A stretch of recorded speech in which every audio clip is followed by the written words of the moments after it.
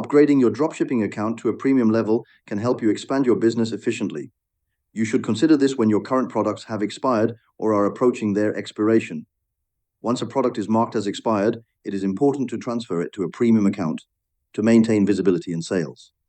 By upgrading to a premium account, you gain the ability to sell products at higher prices and access better quality items. This also allows you to reach customers more effectively and quickly. Premium products are displayed more prominently, giving your business greater exposure and the chance to attract more buyers. Additionally, premium accounts allow you to participate in advertising campaigns that can accelerate your sales and connect you with a larger audience.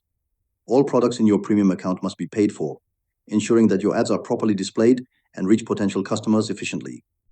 Upgrading to premium can significantly improve your dropshipping business performance by taking advantage of better products, faster customer reach, and advertising opportunities. You can maximize your revenue and grow your business steadily.